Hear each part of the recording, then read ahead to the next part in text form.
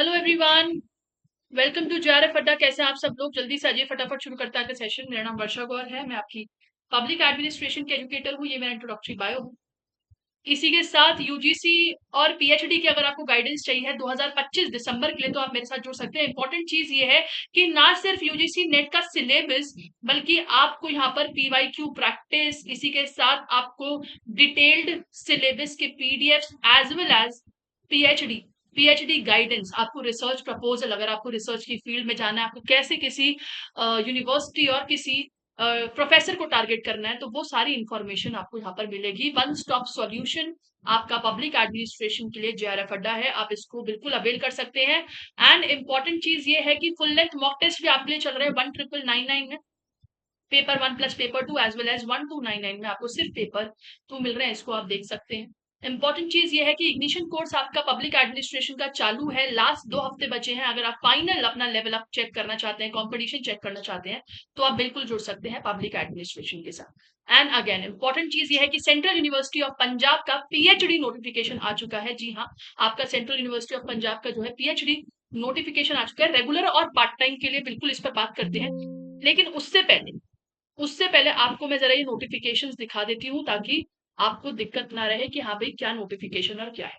देखिए, कुछ कुछ मेन मेन पॉइंट मैं हाईलाइट करूंगी ताकि आपके लिए भी इजी रहे, है ना। तो सेंट्रल यूनिवर्सिटी ऑफ पंजाब का ये प्रोस्पेक्टस है। इंपॉर्टेंट चीज ये है कि इस प्रोस्पेक्टस में मेन मेन चीजें जो आपको देखने की है वो है कि भाई कितने सब्जेक्ट में सीट्स निकली और कौन से सब्जेक्ट की कितनी सीट्स निकली। तो अगर मैं यहाँ पर सीधा सीधा बात करूं कि आपका डिपार्टमेंट ऑफ कंप्यूटर साइंसेज, तो यहाँ पर आपकी 5 सीट्स तो बायोमेट्रिक्स में निकली है। थियोरेटिकल एंड कंप्यूटेशन केमिस्ट्री में 2 सीट्स निकली है। कंप्यूटेशनल फिजिक्स में आपकी 3 सीट निकली है। ऐसे ही आपके ये साइंस के बैकग्राउंड है, मैथ्स में आपकी 9 सीट्स निकली है, स्टैटिस्टिक्स में आपकी 2 सीट्स निकली है। सिमिलरली डिपार्टमेंट ऑफ फिजिक्स में आपकी 23 सीट निकली है, बॉटनी में 3 सीट निकली है, जूलॉजी में 9 सीट्स निकली है। लेकिन अगर मैं यूजीसी नेट के अकॉर्डिंग कुछ डिपार्टमेंट्स की बात करूं, तो देखिए एजुकेशन की बात करते हैं। सबसे पहले फिजिकल एजुकेशन में आपकी 4 सीट्स निकली है, और डिपार्टमेंट ऑफ एजुकेशन यानी कि मेजर जो डिपार्टमेंट ऑफ एजुकेशन है उसके अंदर आपकी 12 सीट निकली है। अगेन बहुत अच्छी सीट्स है, इसको भी आप सब देख सकते हैं। ये full notification after the class आपको जेआरएफ अड्डा के टेलीग्राम ग्रुप पर मैं प्रोवाइड कर दूंगी। फिलहाल जो इंपॉर्टेंट चीज ये है, इस पे बात कर लेते हैं। कंप्यूटर साइंस एंड टेक्नोलॉजी की अगर मैं बात करूं, तो आपकी 8 सीट निकली है कंप्यूटर साइंस के अंदर, university central university of Punjab के अंदर, इसको आप दे सकते हैं। इसी के साथ अगर एनवायरमेंटल साइंसेज या फिर ज्योग्राफी की बात करूं मेजरली, तो देखिए एनवायरमेंटल साइंस में आपकी 14 सीट्स निकली है। एंड इसी के साथ आपकी ज्योग्राफी में जो सीट्स निकली है वो निकली है 5 सीट्स, जिसमें आपका टॉपिक्स भी इन्होंने बताए हुए हैं। अच्छा, एक बहुत अच्छी खूबसूरती इस नोटिफिकेशन की प्रोस्पेक्टस की ये है कि इन्होंने अपने रिसर्च एरिया भी मेंशन करे हुए कि आप लोग की ये अगर रिसर्च एरिया है तो बिल्कुल आप डिपार्टमेंट पे अप्लाई कर सकते हैं। इसी के साथ अगर मैं बात करूं और कुछ डिपार्टमेंट्स की, जैसे कि आपके कम्युनिकेशन एंड मीडिया स्टडीज की, तो बिल्कुल 2 सीट्स निकली हैं इसके अंदर। इसी के साथ पॉलिटिक्स एंड आईआर, जी हाँ, आपके पॉलिटिक्स एंड आईआर के अंदर भी दो सीट्स निकली है, जिसमें साउथ जियो पॉलिटिक्स और सेंट्रल एशिया के बारे में बात करना चाह रहे हैं। इंपॉर्टेंट चीज है कि एमए इन पब्लिक एडमिनिस्ट्रेशन भी इसके अंदर अप्लाई कर सकते हैं, अगर आपका रिसर्च प्रपोजल जो है वो जियो पॉलिटिक्स ऑफ साउथ या फिर सेंट्रल एशिया से जुड़ा हुआ है। इंपॉर्टेंट चीज ये है, MA political science, MA politics IR, MA politics specialisation जिसकी आईआर में है, और आपके ऐसे कुछ और भी रिसर्च एरिया है, तो आप बिल्कुल अप्लाई कर सकते हैं। पब्लिक एडमिनिस्ट्रेशन के लिए भी एक और अपॉर्चुनिटी कि आप लोग आईआर में अप्लाई कर सकते हैं। अच्छी बात है। अगर अगर मैं बात करूं लैंग्वेजेस एंड लिटरेचर के लिए, तो देखिए 5 सीट तो आपकी इंग्लिश में आई है। इसी के साथ 2 सीट्स आपकी पंजाबी में आई है, 1 सीट आपकी हिंदी में आई है, लैंग्वेजेस के सब्जेक्ट की मैं बात करूं। एंड ऑल्सो म्यूजिक में भी आपकी 4 सीट्स देखने को मिल रही है। कंपैरेटिव लिटरेचर में भी, यानी कि अगर देखिए 6 टेक्निकली 6 आपकी कंपैरेटिव जो है लिटरेचर, टोटल मिला के इंग्लिश डिपार्टमेंट के अंदर 6 सीट्स आई है, 7 आपकी लॉ के अंदर आई है, 7 सीट्स आपकी लॉ के अंदर आई है, 8 सीट आपकी मैनेजमेंट के अंदर आई है, डिपार्टमेंट ऑफ मैनेजमेंट के अंदर। And school of social sciences की बात करें तो इकोनॉमिक्स में 9 सीट्स देखने को मिल रही है, सोशियोलॉजी में 5 सीट्स देखने को मिल रही है, जिसमें ह्यूमन राइट्स, डायस्पोरा स्टडीज, आपके ट्राइबल स्टडीज, सोशियोलॉजी, रिलीजन, इनको देखा जा रहा है। साइकोलॉजी में भी आपकी 3 सीट्स आई है, जिसमें हेल्थ, मेंटल हेल्थ, ये सारे टॉपिक्स आपके लिए जा रहे हैं। इंपॉर्टेंट चीज ये है कि 222 सीट आपकी सेंट्रल यूनिवर्सिटी ऑफ पंजाब में निकली है। एंड इसके क्राइटेरिया की पहले बात कर लेते हैं। देखिए एलिजिबिलिटी क्या है, वही एलिजिबिलिटी है कि जो आपका पीएचडी, जेआरएफ और आपका जो है sorry UGC net with JRF, UGC net without JRF, और आप लोग जो ओनली पीएचडी वाले हैं वो भी इसके अंदर अप्लाई कर सकते हैं। देखिए कुछ इंपॉर्टेंट चीज की इवैल्यूएशन कैसे होगा उस पर बात कर लेते हैं। देखो अगर मैं बात करूं कि कैंडिडेट का इवैल्यूएशन कैसे होगा, तो जेआरएफ के जो स्कोर है ना, जेआरएफ को तो 70%, मतलब 100 में से 70 मार्क्स तो उनको जेआरएफ उनके पास है, उनको डायरेक्ट मार्क्स मिल जाएंगे। मतलब मान लो मेरा जेआरएफ, आपको आपका इवैल्यूएशन होगा 100 नंबर में से, ठीक है। तो कुल मिलाकर कहा जा रहा है कि 100 नंबर में से 70 मार्क्स तो डायरेक्टली जेआरएफ वालों को मिल जाएंगे, बाकी 30 जो मार्क्स हैं उनमें उनका इंटरव्यू है। तो 70 मार्क्स तो डन है, कहीं नहीं गए जेआरएफ वालों।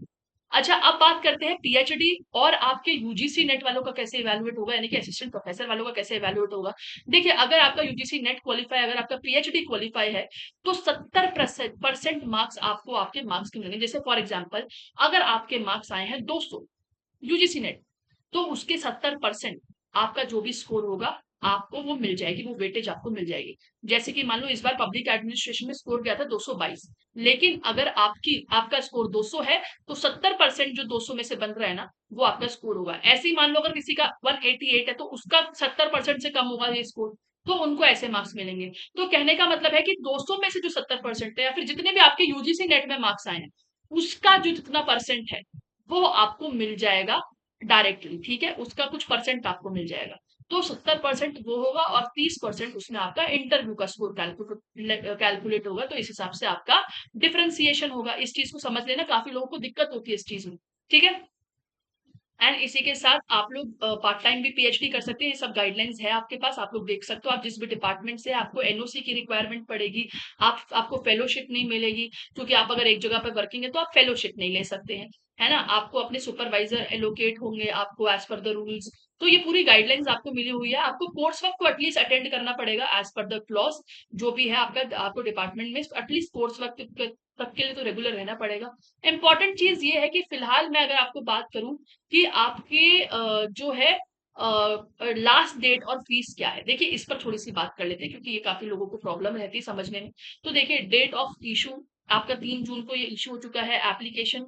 26 जून से आपकी जो है लास्ट डेट ऑफ एप्लीकेशन आप भर सकते हैं 26 जून तक, तो यानी कि अभी टाइम है। ओपनिंग ऑफ पोर्टल 3 जून से आपका पोर्टल खुल चुका है, आप अप्लाई कर सकते हैं। 26 जून तक लास्ट डेट होगी। इंटरव्यू के लिए आपको 10 जुलाई को बुलाया जाएगा। डिक्लेरेशन ऑफ रिजल्ट ये कह रहे हैं कि 20 जुलाई तक कर देंगे, और आपका सेशन शुरू कर देंगे 16 अगस्त से। तो एक ये भी अच्छी अपॉर्चुनिटी है। मोड ऑफ पेमेंट आप लोग को देख लीजिए, जनरल और ओबीसी कैंडिडेट्स को 1000 रुपए पे करने हैं। इसी के साथ एससी एसटी कैंडिडेट्स को 500 रुपए पे करने हैं, और पीडब्ल्यूडी कैंडिडेट्स की 0 फीस है, यानी कि कोई फीस नहीं है। तो ये कुछ मेजर चीजें थी जो मुझे आपके लिए बतानी थी, आप इसको देख लीजिएगा, ये इंपॉर्टेंट है आप चीज की। हाँ, एक बात और, रिफंड ये बोला जा रहा है कि आप लोग रिफंड कैसे कर सकते हैं। देखो कैंडिडेट अगर विड्रॉ करता है, अगर वेटिंग लिस्ट में है या एडमिशन ले लिया है, या कैंडिडेट विड्रॉ करना चाह रहा है, तो कह रहे 15 दिन के अंदर अगर आप विड्रॉ करते हो तो आपको 100% रिफंड मिल जाता है। अगर आप लेस देन ये, लेकिन फीस उसकी बात हो रही है पीएचडी फीस की, ना कि आपके एग्जामिनेशन फॉर्म की। फॉर्म जो आप भरोगे उसकी बात नहीं कर रहे, ठीक है। आपके फीस की बात कर रहे हैं कि अगर आपने मान लो पे कर दिया, आप कहीं पर इनरोल्ड हो गए, लेकिन उसके बाद भी आप चाह रहे हो कि आप भाई निकल जाओ कोर्स की फीस से, आप मतलब आपका कहीं और एडमिशन हो गया, आप अपना एडमिशन हटाना चाह रहे हो, तो आपको रिफंड ऐसे मिल जाएगा। अगर आपको लेस देन 15 डेज और before formally notified last date admission हो रहा है, तो आपको 90% मिलेगा। तो ये पूरा क्राइटेरिया आपकी रिफंड का, आप इसको भी चेक कर सकते हो।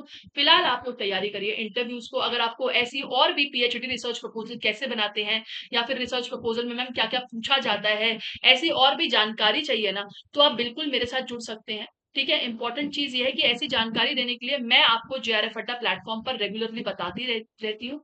तो आप लोग मेरे साथ जुड़ सकते हैं। आप अपनी क्वेरीज भी कमेंट सेक्शन में लिख सकते हैं, वो भी आपके लिए आप लोग मुझे पूछ सकते हैं। अगर आपकी कुछ क्वेरीज है तो मैं आपको बिल्कुल एड्रेस कर दूंगी कमेंट सेक्शन में, ठीक है। कमेंट सेक्शन आपके लिए बिल्कुल है यहाँ पर। आप अपनी क्वेरीज लिख दीजिए कि रिसर्च प्रपोजल, या फिर अपने टॉपिक्स भी डिस्कस कर सकते हैं। अगर आप यूजीसी नेट से हैं कि मैम मैं इस फील्ड से हूँ, मेरा ये टॉपिक है, तो क्या ये टॉपिक सही रहेगा as per the PhD notice and all that stuff, तो मैं बिल्कुल आपको बता दूंगी, ठीक है। तो यही सब चीजें थी, आपका ये नोटिफिकेशन था। आपको कुछ भी क्वेरी हो आप पूछ सकते हैं। ऑफलाइन टेस्ट जेआरएफ अड्डा सेंटर पर आप लोगों के लिए रेगुलरली चलाए जा रहे हैं, इसको आप देख सकते हैं। And thank you so much for watching. मिलती हूँ आपसे अगले सेशन में। All the best, stay tune. And also आप लोग फॉलो कर सकते हैं पब्लिक एडमिनिस्ट्रेशन का, ये group for public administration preparation. हमारी क्लासेस पब्लिक एडमिनिस्ट्रेशन की रोज 8 बजे होती है, इसको आप देख सकते हैं। ऑल द बेस्ट, मिलती हूँ आपसे अगले सेशन में। Bye bye, take care, thank you so much for watching.